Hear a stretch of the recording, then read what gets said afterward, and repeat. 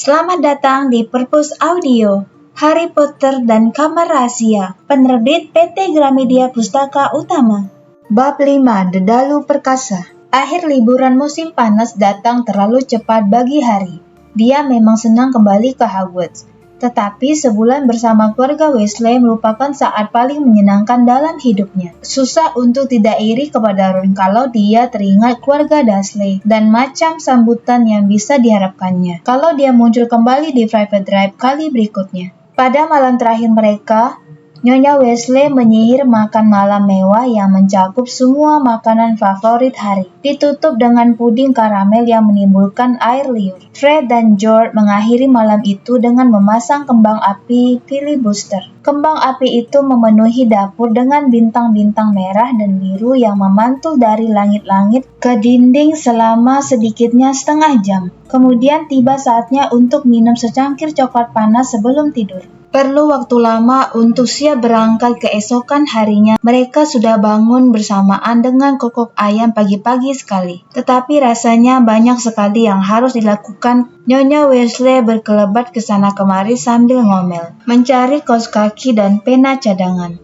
Orang-orang tak hentinya bertabrakan di tangga, berpakaian setengah lengkap dengan sepotong roti di tangan. Dan Tuan Weasley nyaris patah leher karena terantuk ayam tersesat ketika dia menyeberangi halaman dengan membawa koper Ginny ke mobil. Harry tidak mengerti bagaimana nanti 8 orang, 6 koper besar, 2 burung hantu dan seekor tikus bisa muat dalam Port Anglia kecil. Dia tidak memperhitungkan tentu saja keistimewaan khusus yang telah ditambahkan Tuan Weasley. Jangan bilang apa-apa kepada Molly, bisiknya kepada Harry ketika dia membuka bagasi dan menunjukkan bagaimana bagasi itu sudah dibesarkan dengan sihir sehingga bisa memuat koper-koper. Ketika akhirnya mereka semua sudah masuk mobil, Nyonya Weasley melirik ke tempat duduk belakang, di mana Harry, Ron, Fred, George, dan Percy duduk nyaman bersebelahan, dan berkata, "Muggle benar-benar mampu melakukan lebih banyak daripada yang kita kira. Kita suka meremehkan mereka." Dia dan Ginny masuk dan duduk di tempat duduk depan, yang sudah dipanjangkan sehingga mirip bangku taman. "Maksudku, dari luar kita tidak menyangka selega ini kan?" Tuan Weasley menyalakan mesin dan mobil meluncur meninggalkan halaman. Harry menoleh untuk memandang rumah terakhir kali. Belum sempat dia bertanya kapan dia akan bisa melihatnya kembali, mereka sudah berputar balik. Kembang api filibuster George ketinggalan. 5 menit sesudah itu, mereka menyentak berhenti di halaman supaya Fred bisa berlari mengambil sapunya. Mereka sudah hampir tiba di jalan tol ketika Ginny memekik buku hariannya ketinggalan. Saat dia naik kembali ke mobil, mereka sudah sangat terlambat. Dan semua orang sudah jengkel dan maunya marah. Tuan Weasley melirik arlojinya dan kemudian istrinya, "Molly sayang, tidak atur, tak akan ada yang lihat. Tombol kecil ini, Buster, tidak tampak, pendorong yang akan membuat mobil tidak kelihatan, yang sekaligus akan membuatnya terangkat ke atas. Kemudian kita akan terbang di atas awan. Kita akan tiba di sana dalam waktu 10 menit dan tak akan ada orang yang tahu." "Kubilang tidak atur, tidak siang bolong." Mereka tiba di King Cross pukul 11 kurang seperempat. Tuan Weasley melesat menyeberang jalan, mengambil troli untuk koper-koper mereka, dan mereka semua bergegas masuk stasiun. Harry sudah pernah naik Hogwarts Express tahun sebelumnya. Bagian yang sulit adalah menuju ke peron 9/3/4, yang tidak tampak bagi mata Muggle. Yang harus kau lakukan hanyalah berjalan menembus palang rintangan yang memisahkan peron 9 dan 10. Tidak sakit, tetapi harus dilakukan hati-hati supaya tidak ada Muggle yang melihat kau tiba-tiba menghilang. "Percy duluan," kata Nyonya Weasley, gugup memandang jam di atas yang menunjukkan mereka tinggal punya waktu 5 menit untuk menghilang dengan santai melewati palang rintangan. Percy melangkah cepat dan menghilang. Tuan Weasley berikutnya disusul Fred dan George. "Aku akan membawa Ginny dan kalian berdua langsung menyusul," Nyonya Weasley berkata kepada Harry dan Ron, menggandeng tangan Ginny dan berangkat. Dalam sekejap mereka sudah menghilang. "Ayo masuk bareng, kita cuma punya waktu semenit," kata Ron kepada Harry. Setelah memastikan sangkar Hedwig sudah terpasang aman di atas kopernya, Harry mendorong trolinya untuk menembus palang. Dia merasa sangat percaya diri, ini lebih nyaman dibanding menggunakan bubuk floor. Mereka berdua membungkuk rendah di atas pegangan troli dan berjalan mantap ke arah palang rintangan. Makin lama makin cepat, kira-kira semeter dari palang merah dan berlari. Gubrak. Kedua troli menabrak palang rintangan. dan memantul balik. Koper Ron jatuh dengan suara keras. Harry terjatuh dan sangkar Hedwig terguling ke lantai yang licin lalu menggelinding. Hedwig menjerit-jerit marah. Orang-orang menonton dan seorang penjaga di dekat palang berteriak marah. "Kalian ini ngapain? Kehilangan kendali troli," kata Harry tersengal. Ron berlari untuk mengambil Hedwig yang ribut sekali, membuat banyak orang dalam kerumunan bergumam tentang kekejaman terhadap binatang. "Kenapa kita tidak bisa tembus?" desis Harry kepada Ron. "Entahlah." Ron memandang berkeliling dengan cemas. Kira-kira selusin orang masih memandang mereka dengan ingin tahu. "Kita akan ketinggalan kereta," bisik Ron. "Aku tak mengerti kenapa gerbang masuk ini terkunci." Harry memandang jam raksasa dengan hati mencelus. 10 detik, 9 detik. Dia mendorong trolinya ke depan dengan hati-hati sampai menempel ke palang dan mendorong sekuat tenaga. Logam palang tetap kokoh. 3 detik, 2 detik, 1 detik.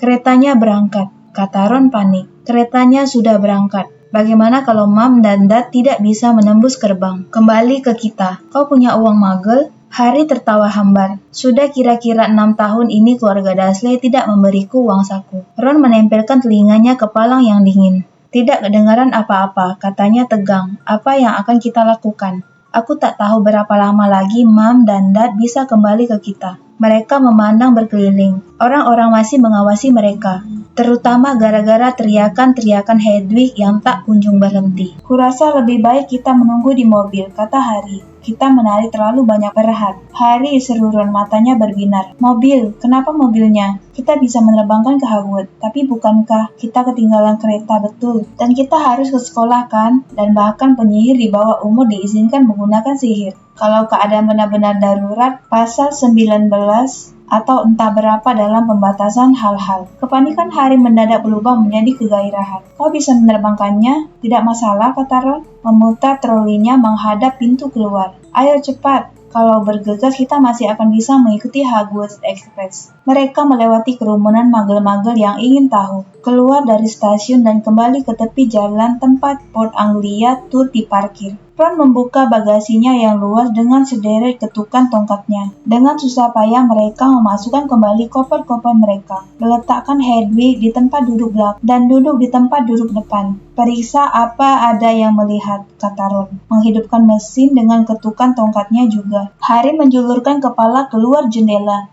Jalan raya di depan cukup ramai, tetapi jalan tempat mereka berada kosong. "Oke," katanya. Ron menekan tombol perak kecil di dashboard. Mobil-mobil di sekitar mereka lenyap. Begitu juga mereka. Harry bisa merasakan tempat duduknya bergetar, mendengar deru mesinnya, merasakan tangan di lututnya dan kacamatanya yang bergetar di hidungnya. Tetapi rasanya dia sudah berubah menjadi sepasang bola mata saja, melayang kira-kira semeter di atas tanah di jalan kumuh yang dipenuhi mobil-mobil yang parkir. "Kita berangkat," terdengar suara Ron dari sebelah kanannya. Tanah dan bangunan-bangunan kotor di kanan kiri mereka terjatuh dan menghilang dari pandangan. Kemudian terdengar bunyi pop dan mobil. Harry serta Ron kelihatan lagi. Oh, kata Ron, menekan-nekan booster tidak tampak, rusak rupanya. Keduanya memukul-mukul tombol ini. Mungkin kembali menghilang, kemudian muncul lagi. "Pegangan!" teriak Ron, dan dia menekan kakinya ke pijakan gas.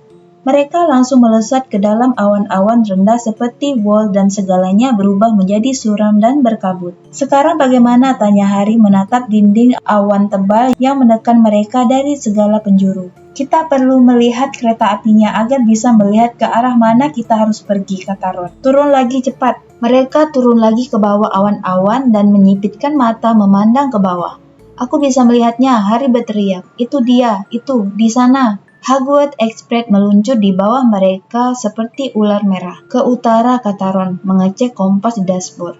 "Oke, kita tinggal mengeceknya setengah jam sekali. Pegangan." Dan mereka melesat menembus awan. Semenit kemudian mereka muncul dalam cahaya terang matahari. Sungguh dunia yang berbeda. Roda-roda mobil meluncur di atas lautan awan-awan putih lembut. Langit terhampar biru di bawah sinar matahari yang menyilaukan. "Yang tinggal kita cemaskan hanyalah pesawat," kata Ron. Mereka saling pandang dan mulai tertawa. Lama sekali tak bisa berhenti. Rasanya mereka dijatuhkan ke dalam mimpi yang luar biasa indah. "Ini," pikir Harry, "jelas satu-satunya cara berpergian, melewati pusaran dan gundukan awan-awan putih salju." Di dalam mobil yang disiram cahaya matahari, dengan bungkusan besar permen di dalam kompartemen, dan harapan melihat wajah iri Fred dan George ketika mereka mendarat dengan mulus dan spektakuler di lapangan rumput di depan kastil Hogwarts. Secara teratur mereka mengecek kereta api sementara mereka terbang makin lama makin jauh ke utara. Setiap kali menukik ke bawah awan, pandangan yang mereka lihat berbeda. London segera saja sudah jauh tertinggal di belakang. Digantikan ladang-ladang hijau yang kemudian disusul tanah-tanah luas keunguan. Desa-desa dengan rumah dan gereja yang tampak kecil-kecil seperti mainan. Dan sebuah kota besar yang hidup dengan mobil-mobil berseliweran seperti semut-semut multiwarna. Meskipun demikian, setelah beberapa jam tanpa kejadian apa-apa, Harry harus mengakui bahwa bagian keasikannya sudah pudar. Permennya telah membuat mereka haus sekali dan mereka tak punya apa-apa untuk diminum. Dia dan Ron sudah melepas rompi mereka, tetapi t-shirt Harry sudah menempel ke tempat duduknya, dan kacamatanya bolak-balik merosot dari hidungnya yang berkeringat. Dia sudah berhenti mengamati bentuk-bentuk awan yang fantastis sekarang, dan memikirkan kereta api yang berkilo-kilometer di bawah mereka. Di dalam kereta mereka bisa membeli jus labu kuning dingin dari troli yang didorong penyihir wanita gemuk. Kenapa mereka tidak bisa menembus palang menuju peron 9/3/4? Pasti tidak jauh lagi kan, kata Ron serap. Berjam-jam kemudian ketika matahari sudah mulai terbenam dalam landasan awannya membuat berwarna merah jingga. Siap mengecek kereta api lagi. Kereta apinya masih di bawah mereka, berkelok mengitari gunung yang puncaknya berselimut salju. Di bawah kanopi awan keadaan jauh lebih gelap. Ron menginjak gas dan membawa mobil naik lagi. Tetapi mendadak mesinnya mulai menderu aneh. Harry dan Ron bertukar pandang gugup. Mungkin cuma lelah, kata Ron. Soalnya belum pernah pergi sejauh ini. Dan mereka berdua berpura-pura tidak memperhatikan deru aneh yang semakin lama semakin keras. Sementara langit secara pasti semakin gelap. Bintang-bintang bermunculan dalam kegelapan. Harry kembali memakai rompinya, berusaha mengabaikan kipas kaca mobil yang sekarang bergerak-gerak lemah, seakan memprotes. Tidak jauh lagi, kata Ron. Lebih kepada mobilnya daripada kepada Harry. Tidak jauh lagi sekarang, dan dia membelai dashboard dengan gugup. Ketika mereka terbang kembali ke bawah awan-awan tak lama kemudian, mereka harus menyipitkan mata menembus kegelapan untuk mencari tanda-tanda yang mereka kenal. Itu dia, teriak Harry, membuat Ron dan Hedwig terlonjak kaget. Di depan, seperti siluet di kaki langit yang gelap, tinggi di atas karang di seberang danau, tampaklah menara-menara kastil Hogwarts. Tetapi mobil sudah mulai bergetar dan kecepatannya sudah berkurang. Ayolah, kata Ron membujuk, menggoyang sedikit roda kemudi. Sudah hampir sampai, ayolah. Mesin mengeluh. Semburan-semburan asap bermunculan dari bawah kap mobil. Harry memegangi tapi tempat duduknya erat-erat ketika mereka terbang menuju danau. Mobil berguncang keras, mengerling keluar lewat jendela. Harry melihat permukaan air yang licin gelap berkilauan. 1,5 kilo di bawah mereka. Buku-buku jari Ron memutih di atas roda kemudi. Mobil berguncang lagi. Ayolah, Ron bergumam. Mereka berada di atas danau. Kastil persis di depan mereka. Ron menginjak pedal gas. Terdengar bunyi debam keras. Bunyi merepet kemudian mesin mati total. Kata Ron dalam sunyian. Hidung mobil merendah. Mereka terjatuh makin lama makin cepat menuju tembok kastil yang kokoh. Tidak, jerit Ron, membanting setir 180 derajat. Mereka lolos dari tembok hanya beberapa senti saja ketika mobil berbelok dalam lengkungan besar. Melesat di atas rumah-rumah kaca yang gelap, melewati kebun sayur dan keluar ke halaman yang gelap. Semakin lama semakin rendah. Ron melepas roda kemudian sepenuhnya dan menarik tongkatnya dari saku belakang. Stop! Dia memekik, memukul-mukul dashboard dan kaca depan. Tetapi mereka terus menukik. Daratan serasa terbang ke atas menyongsong mereka. Awas pohon itu! Harry berteriak, menyambar roda kemudi. Tetapi terlambat. Gubrak! Bunyi logam menabrak kayu memekakkan telinga. Ketika mobil menghantam batang pohon yang besar, mobil terbanting ke tanah dengan empasan keras. Asap mengepul dari atapnya yang penyok. Hedwig menjerit-jerit ketakutan. Benjolan sebesar bola golf berdenyut-denyut di kepala Harry, yang tadi membentur kaca depan. Dan di sebelah kanannya Ron mengerang putus asa. Kau tak apa-apa? Tanya Harry cemas. Tongkatku, kata Ron dengan suara gemetar. Lihat tongkatku. Tongkat itu patah, nyaris menjadi dua. Ujungnya tergantung lunglai, hanya menempel pada seserpih kayu. Harry membuka mulut untuk mengatakan dia yakin mereka akan bisa membetulkannya di sekolah, tapi dia tak sempat bicara apa-apa. Tepat pada saat itu sesuatu menghantam mobil di sisi tempat Harry duduk. Dengan kekuatan banteng gila, Harry terlempar ke arah Ron pada saat bersamaan. Pukulan yang sama besarnya menghantam atap mobil. Apa yang terjadi? Ron ternganga kaget terbelalak memandang lewat kaca depan. Dan Harry berbalik. Ron ternganga kaget terbelalak memandang lewat kaca depan. Dan Harry berbalik tepat ketika dahan sebesar ular piton menghantam kaca itu. Pohon yang mereka tabrak menyerang mereka. Batangnya terbungkuk nyaris terlipat dua. Dan dahan-dahannya yang berbonggol-bonggol memukul-mukul segala bagian mobil yang bisa dicapainya. Ah! Jerit Ron ketika dahan bengkok lain menghantam pintu mobilnya sampai melesak. Kaca depan sekarang bergetar di bawah hujan pukulan ranting-ranting yang bentuknya seperti buku-buku jari, dan dahan setebal alu memukul-mukul atap mobil, yang kelihatannya sudah siap ambruk. Lari! Ron berteriak, melempar tubuhnya ke pintu. Tetapi detik berikutnya dia sudah dihantam mundur ke pangkuan Harry oleh dahan yang lain lagi. Habis deh kita, erangnya. Ketika atap mobil mendesak, tetapi mendadak lantai mobil bergetar, mesinnya hidup lagi. Mundur! Teriak Harry. Dan mobil meluncur ke belakang.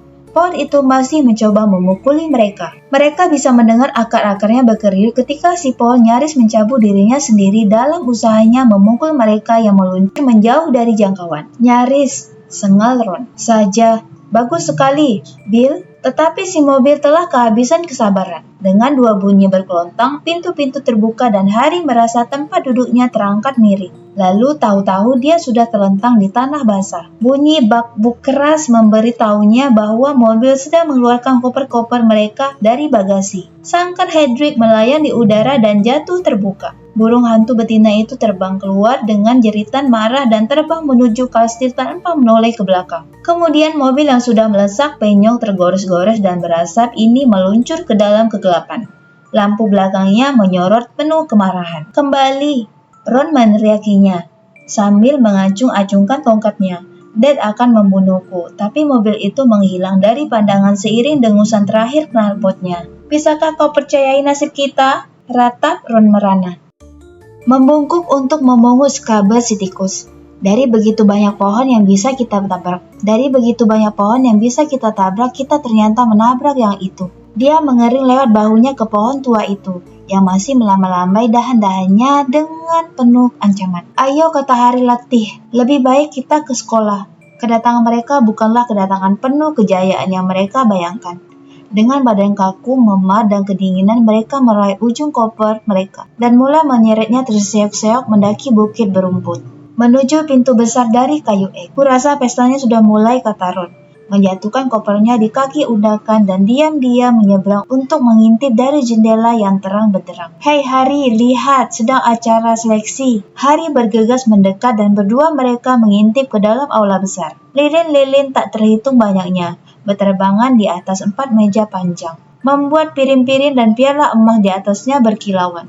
Di atasnya langit-langit sihiran tampak persis dengan langit di luar, dengan taburan bintang berkelap-kelip menembus hutan kopi kerucut hitam Hogwarts. Harry melihat deretan panjang anak-anak kelas 1 yang ketakutan memasuki aula. Ginny berada di antara mereka, mudah ditemukan karena rambut Weasley-nya yang merah mencolok. Sementara itu, Profesor McGonagall, penyihir wanita berkacamata dengan rambut digelung ketat, meletakkan topi seleksi Hogwarts yang terkenal di atas bangku di depan para murid baru. Setiap tahun topi tua ini yang sudah bertambal, berjumbai, dan kotor menyeleksi murid-murid baru ke dalam 4 asrama Hogwarts. Gryffindor, Hufflepuff, Ravenclaw, dan Slytherin. Harry ingat betul bagaimana perasaannya ketika dia memakai topi itu, tepat setahun yang lalu, dan dengan ketakutan menunggu keputusan si topi, sementara topi itu bergumam keras ke dalam telinganya. Selama beberapa detik mengerikan, dia takut topi itu akan memasukkannya ke Slytherin, asrama yang telah menghasilkan lebih banyak penyihir hitam dibanding ketiga asrama lainnya. Tetapi ternyata dia terpilih masuk Gryffindor bersama Ron, Hermione, dan anak-anak keluarga Weasley yang lain. Semester yang lalu, Harry dan Ron telah membantu Gryffindor memenangkan piala asrama.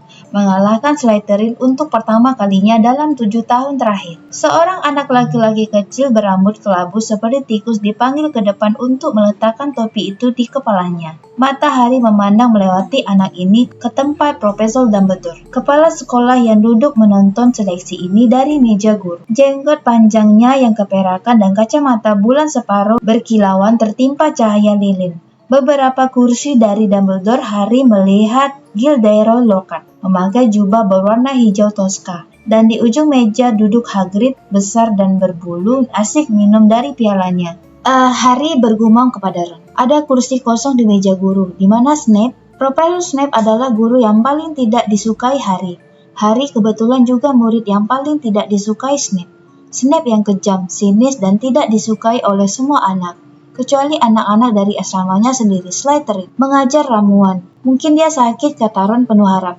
Mungkin dia keluar, kata Harry, karena tidak terpilih mengajar pertahanan terhadap ilmu hitam lagi. Atau siapa tahu dia dikeluarkan, kata Ron penuh semangat. Maksudku semua anak benci padanya, atau mungkin, kata suara sangat dingin tepat di belakang mereka. Dia sedang menunggu alasan kenapa kalian berdua tidak datang naik kereta api sekolah. Harry berputar di depannya dengan jubah hitam beriak ditiup angin sepoi, berdiri Severus Snape. Snape bertubuh kurus dengan kulit pucat, hidung bengkok, dan rambut berminyak sebahu. Dan pada saat ini dia sedang tersenyum sedemikian rupa sehingga Harry tahu dia dan Ron dalam kesulitan besar. Ikut aku, kata Snape. Bahkan saling pandang pun mereka tak berani. Harry dan Ron mengikuti Snape menaiki undakan memasuki aula depan yang bergema, yang dikelilingi obor. Aroma lezat masakan menguar dari aula besar, tetapi Snape membawa mereka menjauh dari kehangatan dan cahaya, menuruni tangga batu sempit yang menuju ke ruang bawah tanah. Mereka melewati lorong yang gelap. Setelah setengah jalan menyusurinya, terdapat sebuah pintu. Masuk, perintah Snape, seraya menunjuk. Mereka masuk ke kantor Snape. Gemetar dindingnya yang remang-remang, dikelilingi rak penuh toples kaca besar. Di dalam toples-toples itu mengapung berjenis-jenis benda menjijikkan yang namanya tak ingin diketahui Harry saat ini. Perapiannya gelap dan kosong. Snape menutup pintu dan berbalik memandang mereka. Jadi, katanya pelan, kereta api tidak cukup baik untuk Harry Potter yang terkenal dan sahabat setianya Weasley. Ingin datang dengan sambutan meriah, begitu ya? Tidak, Sir. Penyebabnya palang rintangan di King Cross. Palang itu, diam, bentak Snape dingin. Kau apakan mobilnya? Ron menelan ludah. Ini bukan pertama kalinya Snape memberi kesan bahwa dia bisa membaca pikiran. Tetapi saat kemudian ketika Snape membuka Evening Prophet, koran sihir sore terbitan hari itu, dia pun mengerti. Ada yang melihat kalian, dia mendesis, menunjukkan kepala beritanya. Port Anglia terbang membuat tajuk Muggle. Dia mulai membacanya keras-keras. 2 Muggle di London yakin mereka melihat sebuah mobil tua terbang di atas menara kantor pos pada siang hari di Norfolk. Nyonya Hattie Bayliss ketika sedang menjemur cucian. Tuan Agus Fleet di Peebles melapor kepada polisi. 6 atau 7 Muggle totalnya. Bukankah ayahmu bekerja di kantor penyalahgunaan barang-barang Muggle? Katanya. Menatap Ron dan tersenyum semakin menyebalkan. Astaga, anaknya sendiri. Harry merasa seakan perutnya baru saja dihantam salah satu dahan besar pohon gila itu. Jika sampai ketahuan Tuan Weasley telah menyihir mobil itu, dia tidak memikirkan ini sebelumnya. Kuperhatikan sewaktu aku mencari di halaman bahwa kerusakan cukup besar telah menimpa pohon dedalu perkasa yang sangat berharga. Snape meneruskan. Pohon itu merusak kami lebih banyak daripada kami. Ron menyelah. Diam! Bentak Snape lagi. Sayang sekali kalian tidak di asramaku, dan keputusan untuk mengeluarkan kalian tidak ada padaku. Aku akan memanggil orang-orang yang punya kekuasaan menyenangkan itu. Kalian tunggu di sini. Harry dan Ron saling pandang, wajah mereka pucat. Harry tidak merasa lapar lagi.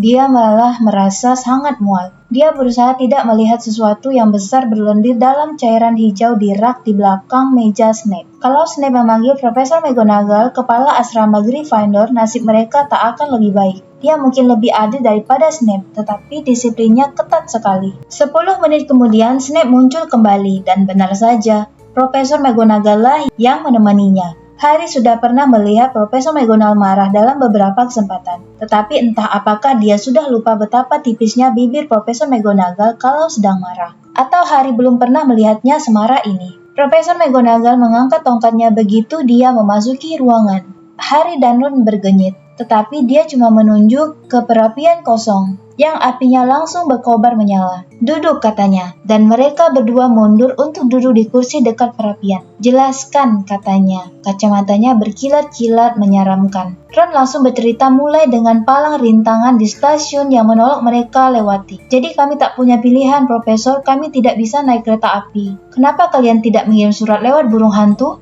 "Bukankah kau punya burung hantu?" Profesor McGonagall berkata dingin kepada Harry. Harry ternganga. Setelah Profesor McGonagall mengatakannya, baru terpikir itulah yang seharusnya mereka lakukan. Saya tidak berpikir."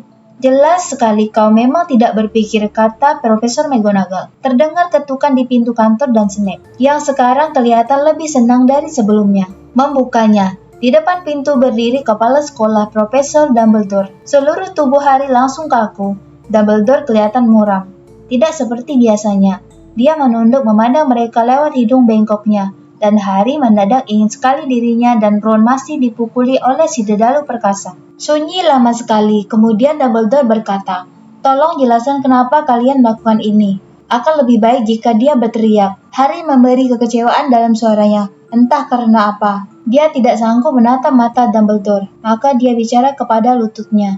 Dia menceritakan segalanya kepada Dumbledore, kecuali bahwa Tuan Weasley lah pemilik mobil tersihir itu. Dia menceritakannya sedemikian rupa, sehingga seakan-akan dia dan Ron kebetulan menemukan mobil terbang diparkir di luar stasiun. Dia tahu Dumbledore akan segera tahu hal yang sebenarnya, tetapi Dumbledore tidak bertanya apa-apa soal mobil ini.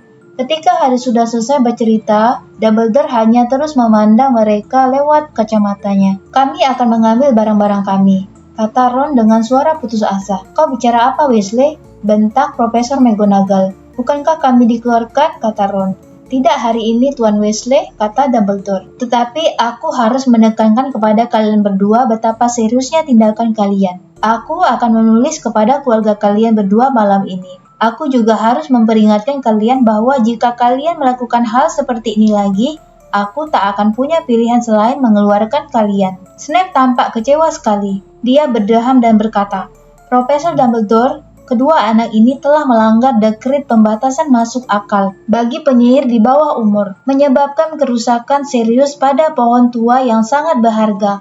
Tentunya kesalahan seperti ini, Profesor McGonagall lah yang berhak memutuskan hukuman untuk anak-anak ini, Severus," kata Dumbledore tenang. "Mereka anak asramanya dan karena itu menjadi tanggung jawabnya." Dia berpaling kepada Profesor McGonagall. "Aku harus kembali ke pesta. Minerva, aku harus menyampaikan beberapa pengumuman. Ayo Severus, ada puding lezat yang ingin kucicipi." Snape melempar pandang sengit kepada Harry dan Ron sebelum dia keluar dari kantornya, meninggalkan mereka sendirian dengan Profesor McGonagall yang masih mengawasi mereka seperti elang murka. "Kau sebaiknya segera ke rumah sakit, Weasley. Kau berdarah." "Tidak banyak," kata Ron, buru-buru menyeka luka di atas matanya dengan lengannya. "Profesor, saya ingin melihat adik saya diseleksi." "Upacara seleksi sudah selesai," kata Profesor McGonagall. "Adikmu masuk Gryffindor juga." "Oh, bagus," kata Ron. "Dan ngomong-ngomong soal Gryffindor," Profesor McGonagall berkata tajam. Tapi Harry menyela. "Profesor, sewaktu kami naik mobil itu, sekolah belum dimulai. Jadi Gryffindor belum punya angka yang bisa dikurangi kan?" katanya seraya memandang Profesor McGonagall dengan cemas. Profesor McGonagall memandangnya tajam. Tetapi Harry yakin dia nyaris tersenyum. Paling tidak, bibirnya kelihatan tidak setipis tadi. "Aku tidak akan mengurangi angka Gryffindor," katanya. Dan hati Harry langsung jauh lebih ringan. "Tetapi kalian berdua akan mendapat detensi." "Itu lebih baik daripada yang diduga, Harry. Sedangkan soal Dumbledore yang akan menulis kepada keluarga Dursley, itu bukan apa-apa." Harry tahu betul mereka malah akan kecewa dedalu perkasa tidak menghajar sampai mati. Profesor McGonagall mengangkat tongkatnya lagi dan mengarahkannya ke meja Snape. Sepiring besar sandwich, 2 piala perak, dan seteko jus labu kuning dingin seiring bunyi plap. "Kalian makan di sini dan kemudian langsung ke kamar," katanya. "Aku juga harus kembali ke pesta." Setelah pintu tertutup di belakangnya, Ron mengeluarkan suitan panjang namun pelan. "Kukira tadi tamatlah riwayat kita," katanya seraya meraih sandwich. "Kukira juga begitu," kata Harry, juga mengambil sandwich. "Nasib kita sungguh sulit dipercaya ya," kata Ron dengan mulut penuh roti dan daging. Fred dan George sudah menerbangkan mobil itu paling tidak 5 atau 6 kali, dan tak ada Muggle yang pernah melihat mereka. Dia menelan dan menggigit sepotong besar sandwich lagi. Kenapa kita tidak bisa melewati palang rintangan? Harry mengangkat bahu. Yang jelas mulai sekarang kita harus hati-hati, katanya, meneguk jus labunya. Dengan rasa syukur. Sayang sekali kita tidak bisa ikut pesta. Profesor McGonagall tak ingin kita pamer, kata Ron bijaksana. Tak mau orang-orang berpikir ini ide bagus datang dengan mobil terbang. Setelah makan sandwich sebanyak mereka sanggup, piringnya terus-menerus terisi kembali. Mereka bangkit dan meninggalkan kantor itu, berjalan melewati lorong yang sudah mereka kenal menuju ke menara Gryffindor. Kastil sudah sepi, rupanya pesta sudah usai. Mereka melewati lukisan-lukisan yang berbisik-bisik dan baju-baju zirah yang berkelontangan. Mereka menaiki beberapa tangga sempit, sampai akhirnya mereka tiba di lorong tempat pintu rahasia untuk masuk ke menara Gryffindor tersembunyi. Di belakang lukisan cat minyak seorang nyonya amat gemuk yang memakai gaun sutra merah jambu. Kata kunci, kata si nyonya gemuk ketika mereka mendekat. Kata Harry, mereka tidak tahu kata kunci di awal tahun ajaran baru ini, karena belum bertemu Prefect Gryffindor. Tetapi bantuan muncul tak terduga. Mereka mendengar langkah-langkah bergegas mendekat di belakang mereka dan ketika menoleh, mereka melihat Hermione berlari mendatangi. Di sini rupanya, di mana kalian tadi, ada desas-desus sangat tidak masuk akal. Ada yang bilang kalian berdua dikeluarkan karena menabrak mobil terbang. Kami tidak dikeluarkan, kata Harry. Harry meyakinkannya. Kau tidak bermaksud bilang kau benar-benar terbang ke sini, kata Hermione. Tidak perlu ceramah, kata Ron tak sabar, dan beritahu kami kata kunci barunya. Gelambir kalkun, kata Hermione tak sabar, tapi bukan itu pokok masalahnya. Kata-katanya terputus karena lukisan si nyonya gemuk mengayut terbuka dan mendadak terdengar gemuruh tepukan. Rupanya seluruh penghuni asrama Gryffindor belum tidur. Mereka berdesakan di ruang bundar rekreasi, berdiri di atas meja miring dan kursi-kursi tangan empuk, menunggu kedatangan Harry dan Ron. Lengan-lengan terjulur melalui lubang lukisan, menarik Harry dan Ron masuk, membiarkan Hermione memanjat sendiri sesudah mereka. Brilian, seru Lee Jordan. Ide gemilang. Kedatangan yang luar biasa. Naik mobil terbang menabrak dedalu perkasa. Orang-orang akan terus membicarakannya selama bertahun-tahun. Hebat, kata seorang anak kelas 5 yang belum pernah bicara dengan Harry. Ada yang menepuk-nepuk punggungnya seakan dia baru saja memenangkan maraton. Fred dan George berdesakan sampai ke depan kerumunan dan berkata bersamaan, "Kenapa kalian tidak memanggil kami kembali?" Wajah Ron merah padam. Dia menyengir malu-malu, tapi Harry bisa melihat satu orang yang sama sekali tidak kelihatan senang. Versi tampak di atas kepala anak-anak kelas 1 yang bergairah. Dan dia kelihatannya mencoba maju cukup dekat untuk menyuruh mereka menyingkir. Harry menyikut rusuk Ron dan mengangguk ke arah Percy. Ron langsung paham, harus naik, sudah lelah, katanya, dan keduanya menyelip-nyelip ke arah pintu di seberang ruangan yang menuju ke tangga spiral dan kamar-kamar tidur. Malam, Harry berseru kepada Hermione, yang wajahnya sama cemberutnya seperti Percy. Mereka berhasil sampai di seberang ruangan. Punggung mereka masih ditepuk-tepuk dan baru saja aman setelah tiba di tangga yang sepi. Mereka bergegas naik dan akhirnya tiba di pintu kamar mereka yang lama, yang sekarang dipasangi tulisan berbunyi, Kelas 2. Mereka memasuki ruangan bundar yang sudah mereka kenal, dengan 5 tempat tidur besar berkelambu beludru merah dan jendela-jendela yang tinggi dan sempit. Koper-koper mereka sudah dibawa naik dan diletakkan di kaki tempat tidur masing-masing. Ron tersenyum pada Harry dengan perasaan bersalah. Aku tahu seharusnya tidak boleh menikmati sambutan atau apapun namanya itu. Tapi, pintu kamar mendadak terbuka dan masuklah ketiga anak laki-laki kelas 2 Gryffindor lainnya. Seamus Finnegan, Dean Thomas, dan Neville Longbottom. Tak bisa dipercaya, Seamus nyengir. Cool, kata Dean. Menakjubkan, kata Neville terpesona. Harry tak tahan, dia ikut nyengir. Bab 6, Gilderoy Lockhart. Esoknya Harry nyaris tak bisa tersenyum lagi. Keadaan sudah mulai memburuk sejak saat sarapan di aula besar. 4 meja besar asrama dipenuhi berpanci-panci bubur, berpiring-piring ikan haring asap, bergunung-gunung roti panggang, telur, dan daging asap. Di bawah langit-langit sihiran, hari ini abu-abu suram berawan. Harry dan Ron duduk di meja Gryffindor bersama Hermione, yang menyadarkan buku vakansi dengan pampirnya, yang terbuka pada steko susu. Hermione mengucapkan sapaan paginya dengan sedikit kaku, sehingga Harry tahu dia masih mencela cara kedatangan mereka. Neville Longbottom sebaliknya menyambut mereka dengan ceria. Neville adalah anak berwajah bundar dan cenderung mengalami berbagai kecelakaan. Ingatannya juga parah sekali. Sudah waktunya pos datang. Kurasa nenek akan mengirim beberapa barang yang kulupakan. Harry baru menyendok buburnya ketika benar saja terdengar deru keras dan kira-kira 100 burung hantu terbang masuk. Berputar-putar di aula dan menjatuhkan surat dan paket kepada anak-anak yang asik berceloteh. Sebuah bungkusan besar tak beraturan berguling dari kepala Neville dan sedetik kemudian sesuatu yang besar dan berwarna abu-abu jatuh ke dalam teko susu Hermione, menciprati mereka semua dengan susu dan bulu. "Errol!" seru Ron, menarik keluar burung hantu basah kuyup itu pada kakinya.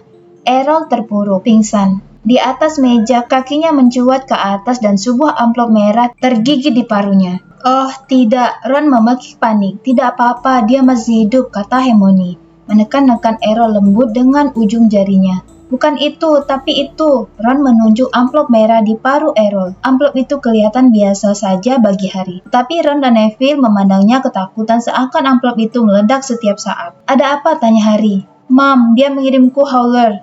"Lebih baik kau buka, Ron," kata Ron lesu. "Gawat kalau tidak. Nenek pernah mengirimiku howler dan kuabaikan." Dan dia menelan ludah. Mengerikan sekali. Harry mengalihkan pandang dari wajah ketakutan mereka ke amplop merah. "Apa sih howler itu?" tanyanya. Tetapi seluruh perhatian Ron tercurah pada surat itu, yang sudah mulai berasap ujung-ujungnya. "Bukalah," desak Neville. Paling beberapa menit lalu selesai, Ron mengulurkan tangan yang gemetar menarik amplop itu dari paruh Errol dan membukanya. Neville menjejalkan jari ke lubang telinganya. Sedetik kemudian, Harry tahu kenapa. Sekejap dikiranya amplop itu meledak. Teriakan keras sekali membahana memenuhi aula besar itu, merontokkan debu dari langit-langitnya. "Mencuri mobil, aku tidak akan kaget kalau mereka mengeluarkanmu. Tunggu sampai aku ketemu kau. Pasti kau tidak berpikir bagaimana kaget dan cemasnya ayahmu dan aku ketika melihat mobil sudah tak ada." Teriakan Nyonya Weasley 100 kali lebih keras daripada biasanya, membuat piring-piring dan sendok-sendok berkeretak di atas meja. Suaranya bergaung memekakkan di dinding-dinding batu. Anak-anak aula berputar di tempat duduk mereka untuk melihat siapa yang menerima howler. Ron merosot rendah sekali di kursinya, sampai hanya kepalanya yang merah yang kelihatan. "Surat dari Dumbledore semalam. Ayahmu nyaris mati saking malunya. Kami tidak membesarkanmu untuk bersikap seperti ini. Kau dan Harry bisa mati." Harry sudah bertanya-tanya dalam hati kapan namanya akan muncul. Dia berusaha bersikap seakan tidak mendengar suara yang membuat gendang telinganya berdenyut-denyut. "Benar-benar menjijikkan.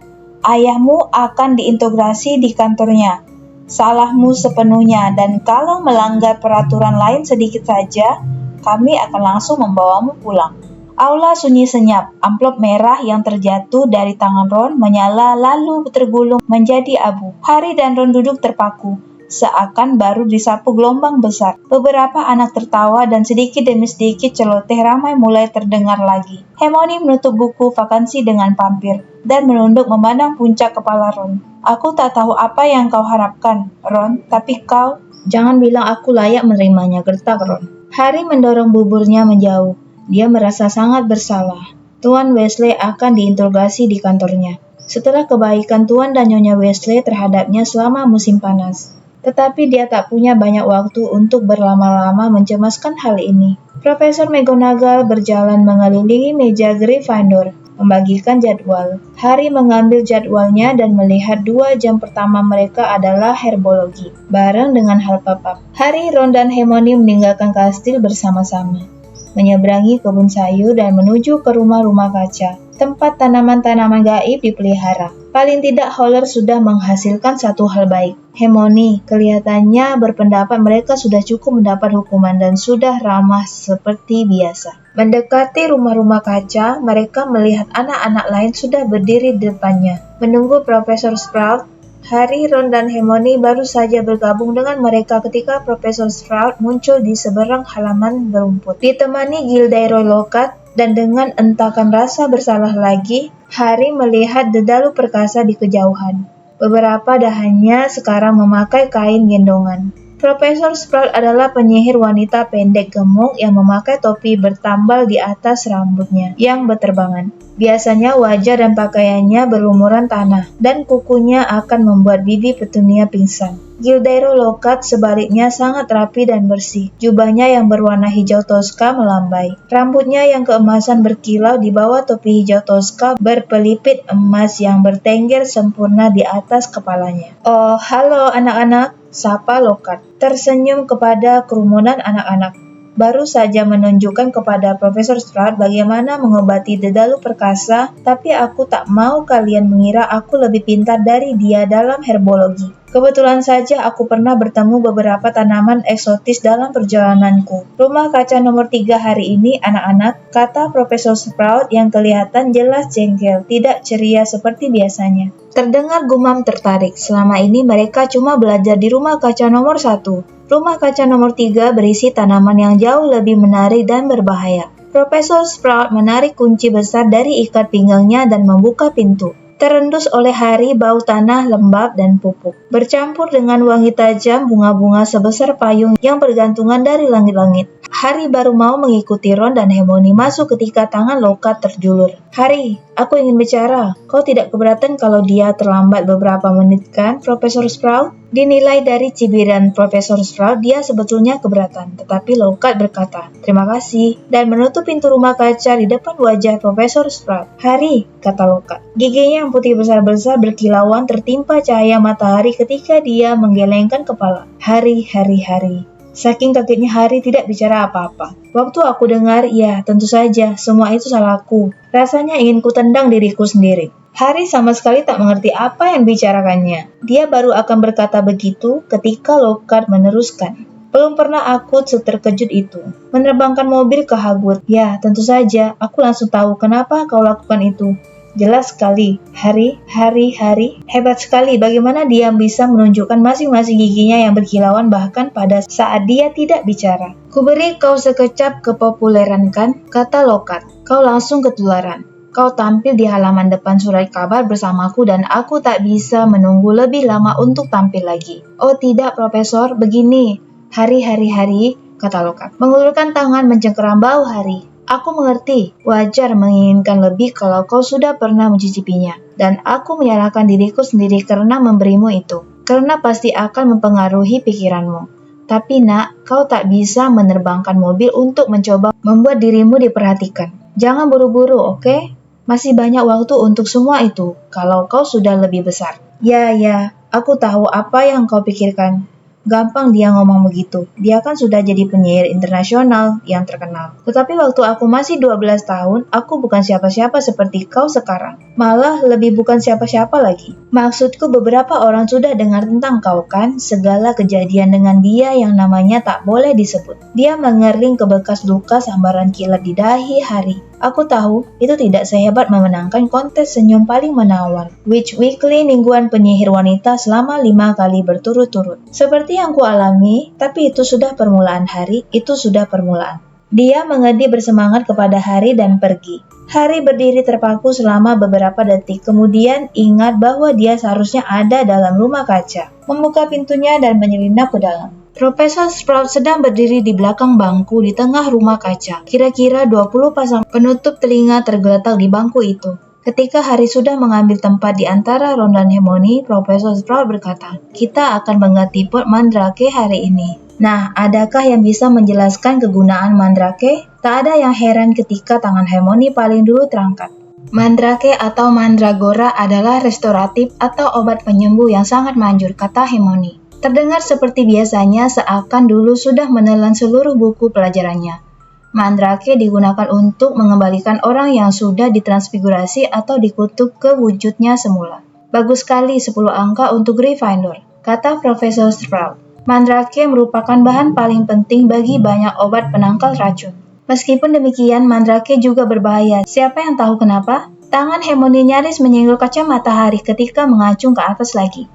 Jeritan mandrake bisa berakibat fatal bagi siapa saja yang mendengarnya, katanya segera. Persis, dapat 10 angka lagi, kata Profesor Sprout. Nah, mandrake yang kita punya di sini masih muda sekali. Dia menunjuk sederet nampan tinggi sambil bicara dan semua anak bergerak maju agar bisa melihat lebih jelas.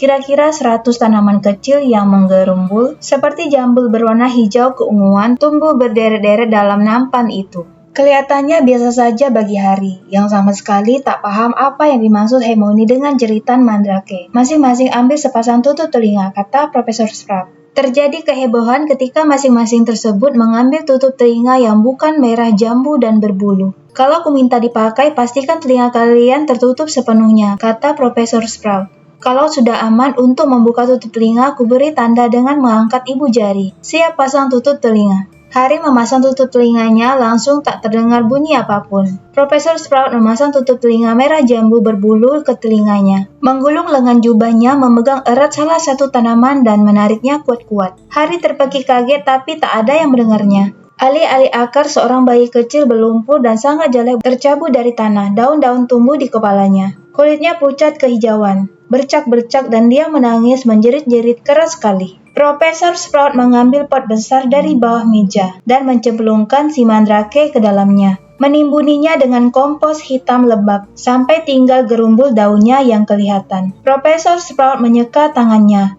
memberi kode dengan mengangkat kedua ibu jari, lalu membuka tutup telinganya sendiri. Mengingat Mandrake kita masih semayan, jerita mereka belum akan membunuh, katanya kalem. Seakan dia baru melakukan hal yang tidak lebih seru dari menyirami begonia. Meskipun demikian, mereka akan membuat kalian pingsan selama beberapa jam. Dan karena aku yakin tak seorang pun dari kalian mau ketinggalan hari pertama sekolah. Pastikan tutup telinga kalian terpasang dengan benar sementara kalian bekerja. Aku akan menarik perhatian kalian kalau sudah tiba waktunya berkemas. 4 anak 1 nampan. Ada banyak persediaan pot di sini. Komposnya di dalam karung sana itu. Dan hati-hati tertarik tentakula berbisa. Dia sedang tumbuh gigi. Profesor Sprout memukul keras tanaman merah tua berduri sambil berbicara. Membuat tanaman itu menarik kembali sulur panjangnya dan diam-diam sudah merayap ke bahunya. Seorang anak laki-laki Hufflepuff berambut keriting bergabung dengan Harry, Ron, dan Hermione. Harry tahu anak itu tapi belum pernah bicara dengannya. Justin Finch Fletchley, katanya ramah. Menjabat tangan Harry. Aku tahu siapa kau, tentu saja. Harry Potter yang terkenal. Dan kau Hermione Granger selalu nomor 1 dalam segala hal. Hermione berseri-seri sementara tangannya juga dijabat. Dan Ron Weasley. Bukankah mobil terbang itu milikmu? Ron tidak tersenyum. Pikirannya masih dipenuhi Howler. Si lokat itu hebat ya, kata Justin riang. Saat mereka mulai mengisi pot mereka dengan kompos kotoran naga. Bukan main pemberaninya. Kalian sudah baca buku-bukunya? Aku pasti mati ketakutan kalau disudutkan di box telepon oleh manusia serigala. Tapi dia tetap tenang dan zap sungguh luar biasa. Namaku sudah terdaftar di Eton sebelumnya. Tak bisa kuceritakan betapa senangnya aku bisa masuk ke sini. Tentu saja ibuku agak kecewa. Tetapi setelah aku menyuruhnya membaca buku-buku lokat, kurasa dia mulai bisa melihat betapa bergunanya punya penyihir terlatih dalam keluarga. Sesudah itu mereka tak punya banyak kesempatan untuk bicara. Tutup telinga sudah dipakai lagi dan mereka perlu berkonsentrasi pada Mandrake. Waktu Profesor Sprout yang melakukannya kelihatannya gampang sekali. Tapi kenyataannya tidak. Mandrake-mandrakeku tidak suka dikeluarkan dari tanah, tapi rupanya dikembalikan juga tidak suka.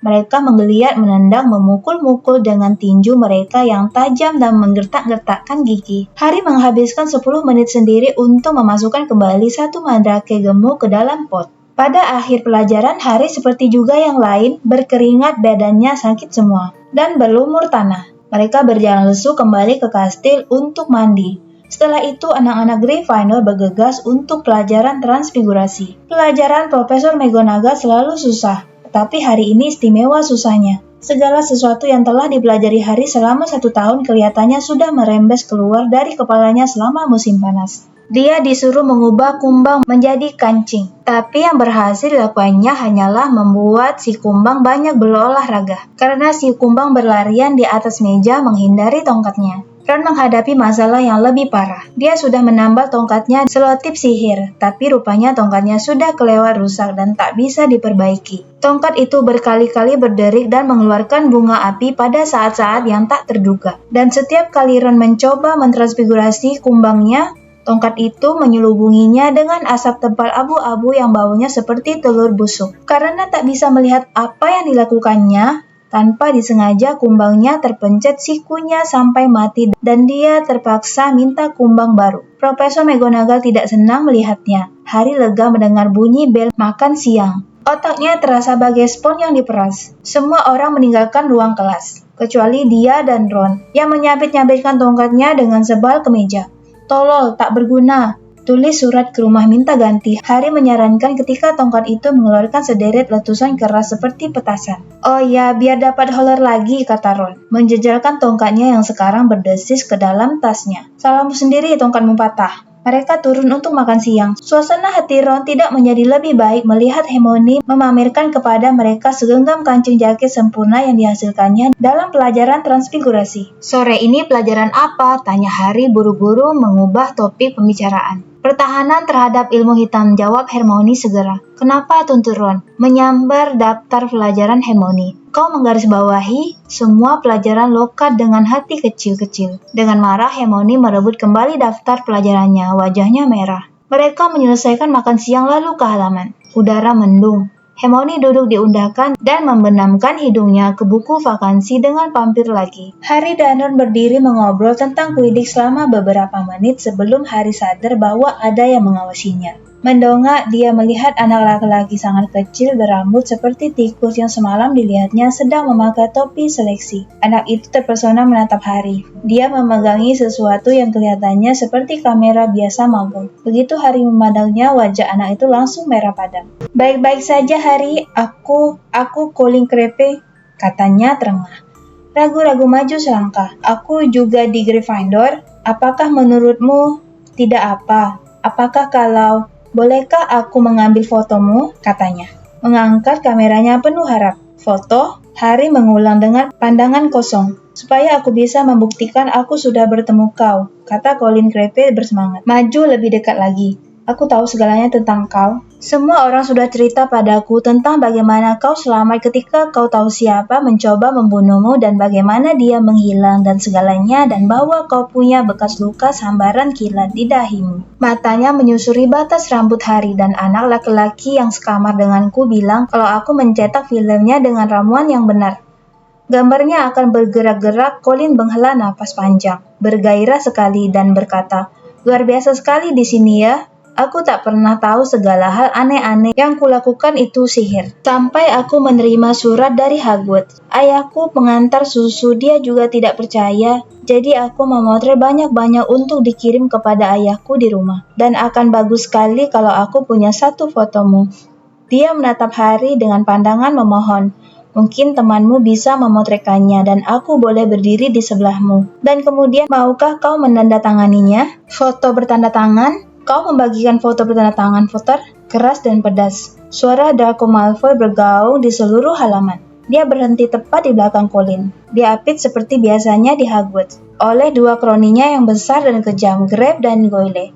Ayo semua antre, Malfoy berteriak kepada kerumunan anak-anak. Harry Potter membagikan foto bertanda tangan. Tidak, bohong, kata Harry berang. Tinjunya terkepal. Tutup mulut, Malfoy. Kau iri, seru Colin, yang keseluruhan tubuhnya hanya sebesar leher Crabbe. Iri, kata Malfoy, yang tak perlu lagi berteriak, karena separuh halaman sudah mendengarkan mereka. Kenapa aku mesti iri? Aku tak mau punya bekas luka konyol di keningku. Terima kasih deh, menurutku kepala yang terbelah tidak membuat kita istimewa. Crabbe dan Goyle terkikik-kikik konyol. Menyebalkan kau, Malfoy, kata Ron jengkel.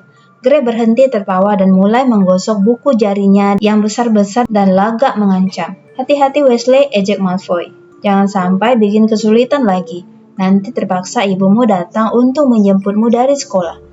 Dia mengubah suaranya menjadi tinggi melengking. Kalau sekali lagi kau melanggar, segerombolan anak kelas 5 Slytherin tertawa terbahak. Weasley akan senang mendapat foto bertanda tangan Potter. Malfoy menyeringai menjengkelkan. Nilainya lebih tinggi daripada seluruh rumahnya. Ron mencabut keluar tongkatnya yang sudah berselotip. Tetapi Hermione menutup buku vakansi dengan pampirnya dengan keras dan berbisik. Awas!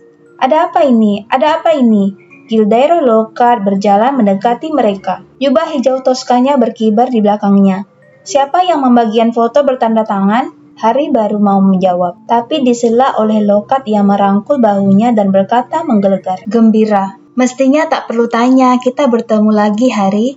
Hari yang terpaksa menempel ke sisi tubuh Lockhart dengan wajah serasa terbakar saking malunya. Melihat Malfoy menyeringai dan menyelinap ke dalam kerumunan. "Ayah Tuan Creevy," kata Lockhart tersenyum kepada Colin. "Foto kami berdua, biar adil dan kami berdua akan menandatanganinya untukmu." Colin geragapan mengangkat kameranya dan memotret mereka berdua tepat ketika bel berbunyi di belakang mereka, menandakan mulainya waktu belajar sore hari. "Ayo, kalian berangkat," seru Lockhart kepada anak-anak yang berkerumun. Dia berjalan kembali ke kastil dengan Harry yang ingin sekali menguasai mantra melenyapkan diri masih menempel di sisinya. "Dengar nasihatku, Harry," kata Lockhart kebapakan ketika mereka memasuki kastil lewat pintu samping. "Aku baru saja melindungimu. Kalau Creepy memotret aku juga, teman-temanmu tidak akan berpikir kau terlalu menonjolkan dirimu." Tuli terhadap protes gagap Harry. Lockhart membawanya menyusuri koridor yang kanan kirinya dipenuhi deretan murid dan menaiki tangga. Ku beritahu kau, membagikan foto bertanda tangan pada tahap karirmu ini tidaklah bijaksana. Kelihatannya sok. Harry, terus terang saja, akan tiba waktunya ketika, seperti aku, kau perlu membawa setumpuk foto kemanapun kau pergi. Tetapi, dia terkekeh kecil. Rasa kau belum sampai ke tahap itu. Mereka sudah tiba di ruang kelas Lockhart dan akhirnya dia melepaskan Harry. Harry menyentakkan dan meluruskan jubahnya yang menuju tempat duduk paling belakang di kelas. Dia selalu menyibukkan diri dengan menumpuk semua buku Lockhart di depannya, supaya ia tak perlu memandang Lockhart yang sesungguhnya. Anak-anak lain masuk. Ron dan Hermione duduk di kiri kanan Harry. "Kau bisa menggoreng telur di mukamu," kata Ron. "Lebih baik kau berharap Creepy tidak bertemu Ginny. Bisa-bisa mereka langsung dirikan klub pecinta Harry Potter." "Diam," bentak Harry. Hal terakhir yang diinginkannya adalah Lockhart mendengar ungkapan klub pecinta Harry Potter. Ketika semua murid sudah duduk, Lockhart berdaham keras-keras dan seluruh kelas diam.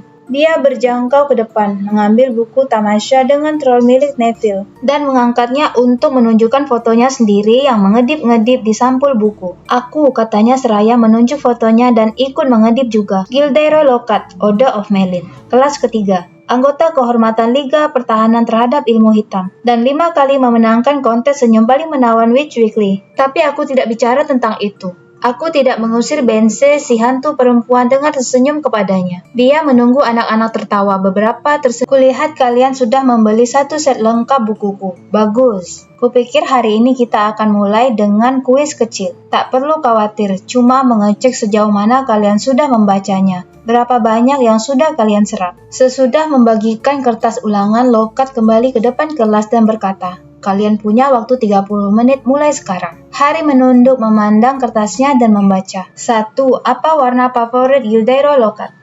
2. Apa ambisi rahasia Gilderoy Lockhart? 3. Apa menurut pendapatmu prestasi terbesar Gilderoy Lockhart? Semua pertanyaan semacam itu 3 halaman penuh.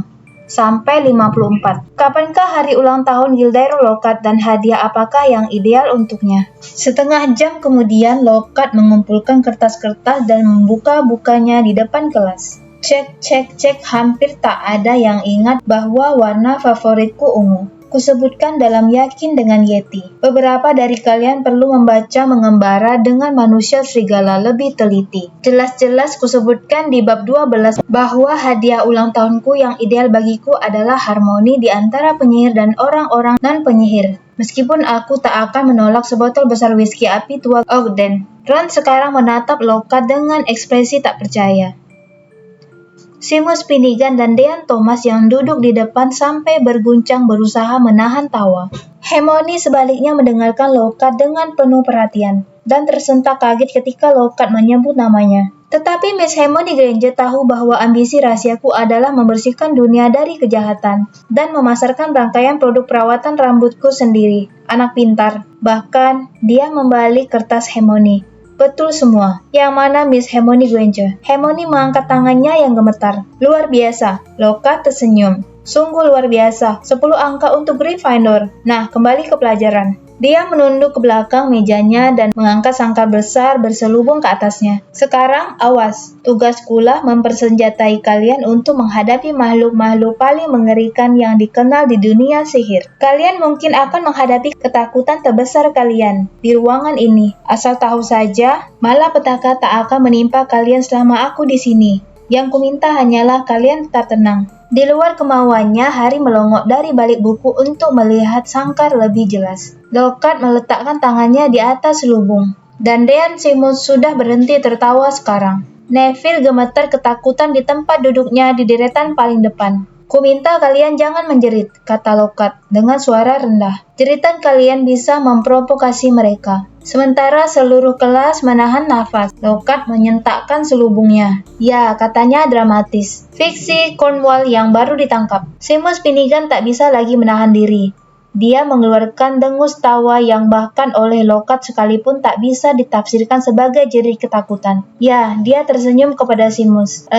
Mereka tidak berbahaya kan? Seamus tersedap. Jangan begitu yakin, kata Lockhart, menggoyang-goyangkan jari dengan menjengkelkan pada Seamus. Mereka bisa jadi makhluk pembinasa yang sangat licik. Fiksi-fiksi itu berwarna biru elektrik. Tingginya kira-kira 20 cm, dengan wajah runcing dan suara melengking tinggi. Sehingga rasanya seperti mendengar serombongan burung parkit yang sedang bertengkar. Begitu selubungnya dibuka, mereka mulai mengoceh dan meluncur ke sana kemari, menggoyang-goyangkan jeruji sangkar dan mengernyit-ngernyitkan muka ke anak-anak yang ada di dekat mereka. Baiklah, kata Lockhart, kita lihat. Bisa kalian apakan mereka? Dan dibukanya sangkar itu. Keadaan jadi amat kacau balau. Fiksi-fiksi itu meluncur ke segala jurusan seperti roket. Dua di antaranya memegang telinga Neville dan mengangkatnya ke atas. Beberapa di antaranya melesat menerobos jendela, menghujani deretan belakang dengan pecahan kaca. Sisanya menghancurkan kelas lebih efektif daripada serangan badak bercula satu. Mereka menyambar botol-botol tinta dan menyemprot kelas dengan tintanya. Merobek-robek buku-buku dan kertas, menarik lepas gambar-gambar dari dinding, membalikan keranjang-keranjang sampah, menyambar tas dan buku-buku dan melemparkannya keluar dari jendela yang kacanya pecah. Dalam beberapa menit saja, separuh kelas sudah berlindung di bawah meja dan Neville berayun dari kandil di langit-langit. Ayo tangkap mereka, kumpulkan,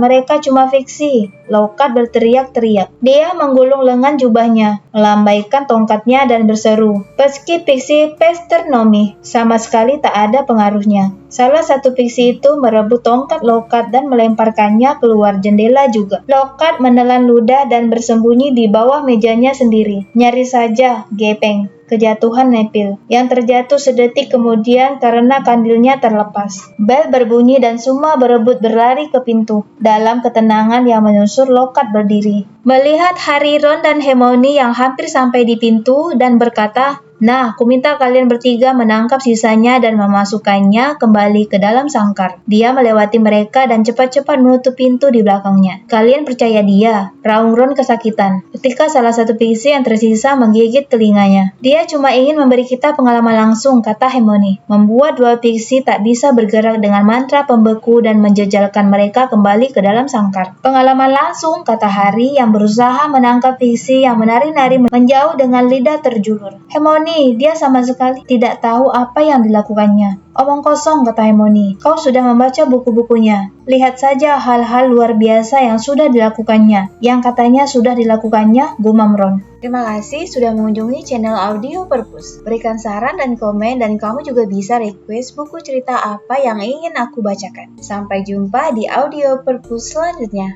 Bye-bye.